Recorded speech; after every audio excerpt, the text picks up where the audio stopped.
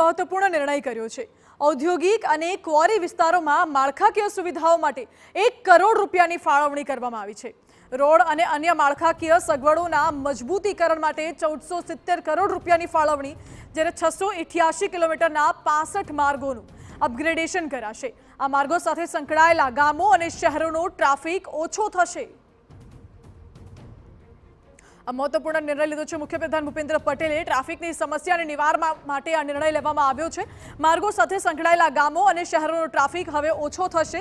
રાજ્ય સરકારે આ નિર્ણય લીધો છે જેથી લોકોને અવરજવરમાં હવે સહેલાઈ રહેશે અને 688 કિલોમીટરના 65 માર્ગોનું અપગ્રેડેશન કરવામાં આવશે। સાથે જ ઔદ્યોગિક અને ક્વોરી વિસ્તારો માટે આ મહત્વપૂર્ણ નિર્ણય રહેશે, કારણ કે અવરજવર કરવામાં, લોડિંગ વાહનોને અવરજવર કરવામાં પણ હવે સગવડતા રહેશે। વધુ જાણકારી આપી રહ્યા છે સંવાદદાતા કિંજલ।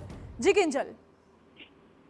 જી બિલકુલ, એક મહત્વપૂર્ણ નિર્ણય છે તે રાજ્ય સરકાર દ્વારા લેવામાં આવ્યો છે। ખાસ કરીને જે રાજ્યના ઔદ્યોગિક વિસ્તારો છે અને તેમાં પણ કોરીના વિસ્તારો છે, જેમાં રોડ અને ઇન્ફ્રાસ્ટ્રક્ચરને અપગ્રેડેશન માટે, મજબૂતીકરણ માટે અંદાજે 1470 કરોડ રૂપિયાની ફાળવણીની સૈદ્ધાંતિક મંજૂરી છે તે આપી દેવામાં આવી છે।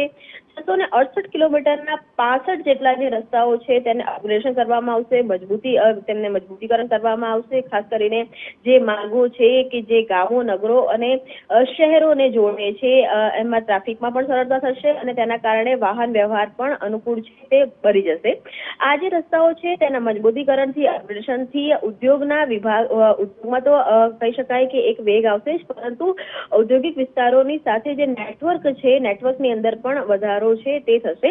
આત્મનિર્ભર ભારત એક વડાપ્રધાનનો કોન્સેપ્ટ છે, એ કોન્સેપ્ટને આગળ વધારતા ગુજરાત દ્વારા પણ એક જે બેઝિક એમ્યુનિટી છે તેની પર તો ધ્યાન આપવામાં આવી જ રહ્યું છે, પરંતુ ઉદ્યોગોને મજબૂત કરવા માટે ના પણ જે પ્રયાસ છે તે કરવામાં આવી રહ્યા છે।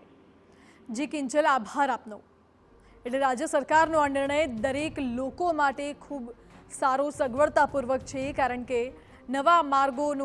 કેટલાક માર્ગોનું નવીનીકરણ થશે, કેટલાક માર્ગોનો વિકાસ થશે, નિર્માણ થશે, જેથી અવરજવર કરવામાં અને ટ્રાફિકની સમસ્યા પણ ઓછી થશે।